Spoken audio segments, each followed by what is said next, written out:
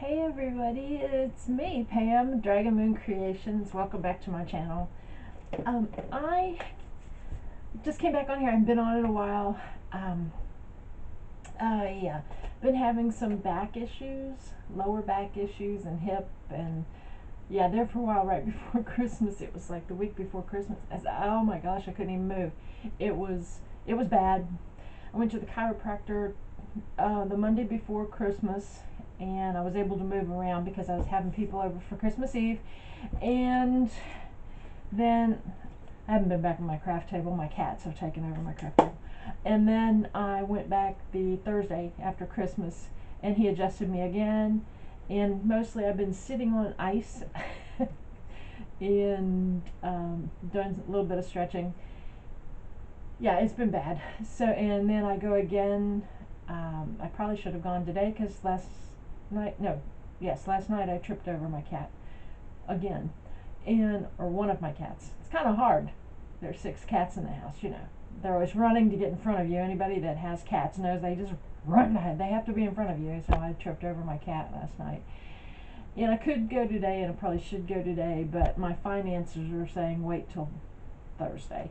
And I got up and moved around this morning, and I feel a little bit better. But enough about me. But you know, hey, it had to happen during the holidays. I was on watching some crafty videos on my, like I said, on my TV.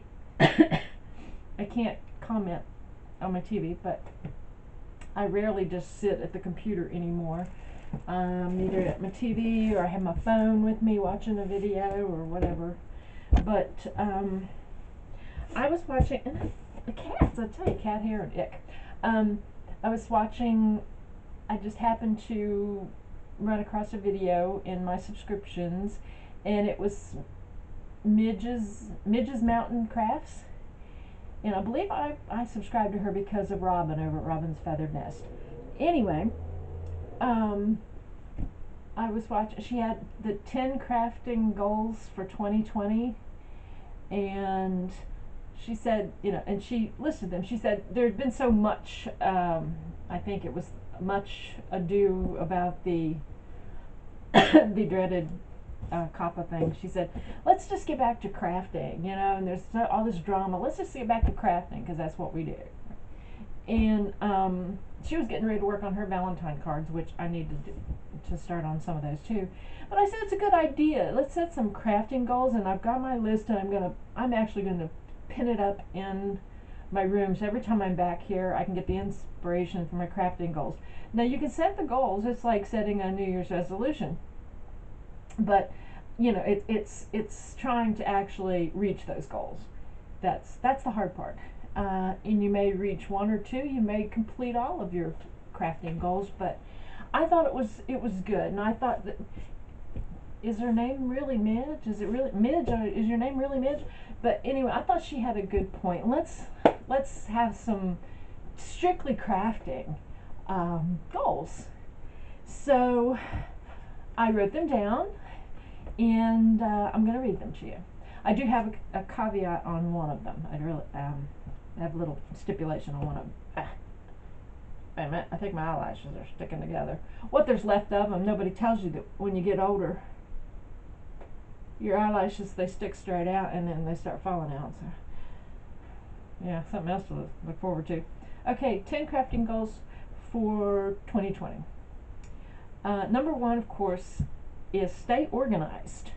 I organized my room this summer. A lot of you watched my videos of my struggle within my space to incorporate some new shelving that I had to move in, but I did, and I got things organized and labeled, and now to stay that way. I have been doing very well at staying organized and putting everything back. When I'm done with the project, I just put everything back.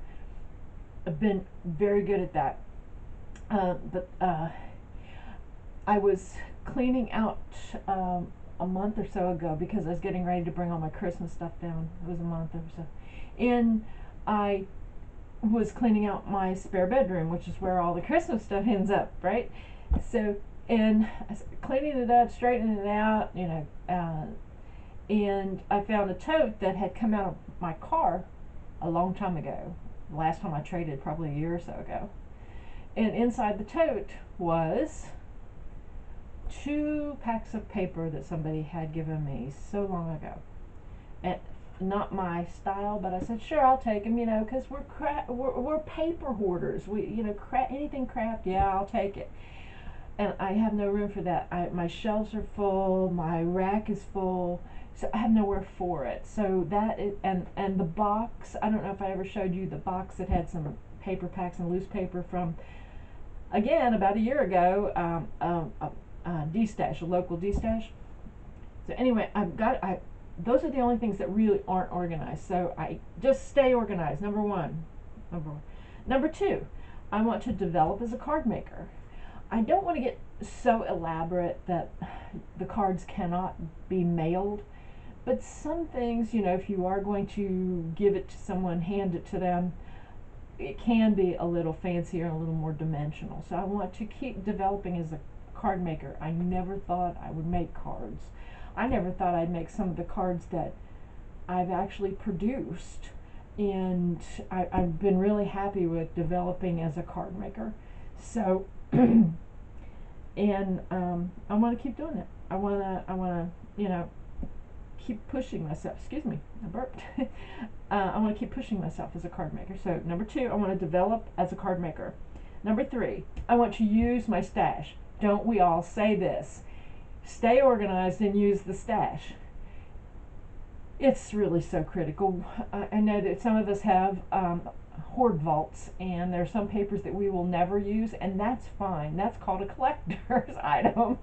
And I have become a collector to the point of I've got too much crap.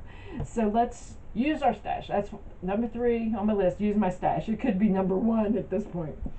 Number four, have more confidence in my crafting. There was a time whenever I didn't make cards because I didn't think I could do it. The more confident I become, the more relaxed I become, and the more the creativity flows, because you're not saying, oh, should I do that? Oh wait, I don't know if I should do that. Should I do that? That halting, hesitation, questioning yourself.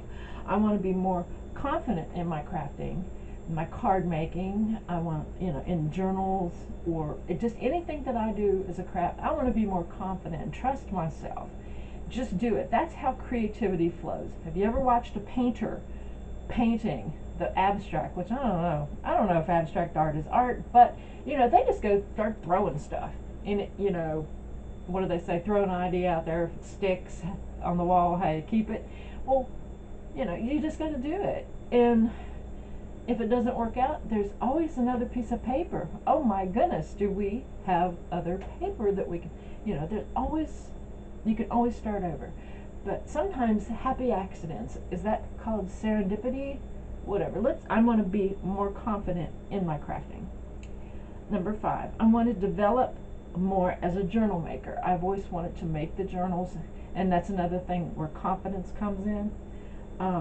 So number five, develop as a journal maker. Just keep trying to pursue it. It doesn't have to be anything elaborate. Maybe just one a year, or it doesn't matter. Just keep that development going. Number six, not that I have a lot to offer, but when I do make something, sometimes I like to show others how to do it. And I like watching tutorials. I was desperately searching for detailed tutorials on how to make Christmas cards. Not these simple boom, boom, boom, boom. I've seen people just, here, boom, boom, boom, boom, and just really whipping them out. It's like, no, that's too simple. I don't want to get too elaborate, but I don't want it so simple as like, I could have bought this at a Dollar Tree, a simple card like that. I want to do more tutorials. So if I find something, if I get confident and I find something I like and I want to make it, I would like to share it, because I like watching tutorials, and I think everybody else does too. Okay, number seven, I want to encourage other crafters. I would like to, with tutorials and with, maybe my growing confidence, I want to encourage other people to do what they want.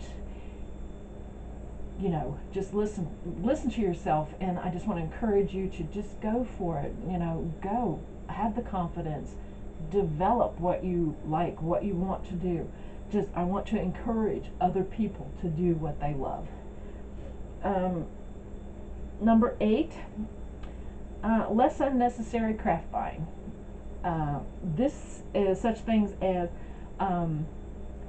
just buying it on sale because it's on sale, just buying it because it was a really good deal. That's not a reason to buy something. Less unnecessary craft buying is just because you saw it in the clearance bin and it was a good deal doesn't mean you necessarily need it and should bring it home. And a lot of us do that. A lot of us will say, oh, it's so good, I just couldn't leave it there.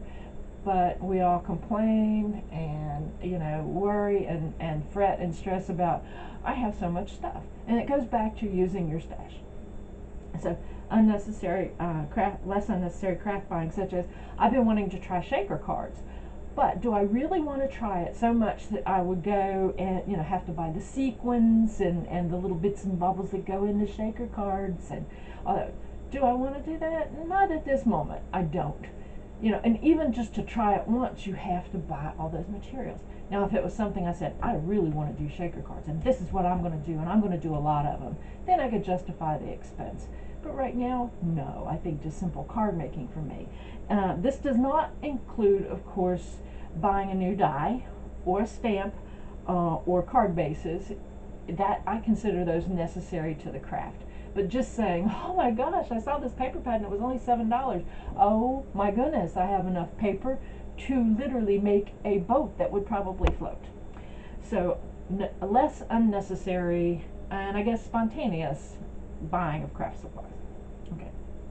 Number 9, I want to participate in more challenges. Challenges are just that. Not necessarily a giveaway, but a challenge. And they're also called collaborations. It's where you challenge yourself. And I have made things that I never thought I would make doing a challenge. And recently there was a challenge giveaway that I participated in with crafty artist Sue. She had us making ATCs. And I hadn't done an ATC in a long time, so it was nice to make those tiny little 2.5 by 3.5 pieces of art. So I want to participate in more challenges. More could mean 3 or 4 for me because I haven't, this year in the 2020, it could mean 3 or 4 because I haven't participated in such a long time, and in that many. So I did I think 1, or was it 2 last year? Anyway, participate in more challenges, and that also helps to encourage other crafters.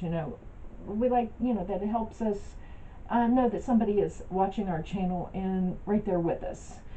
So do more challenges, or I've never done a collaboration, but I might. Collaboration almost seems like it involves too much of a commitment for me, and I do have trouble sitting down and committing to something. But more challenge. Okay, number 10, expand out of my comfort zone.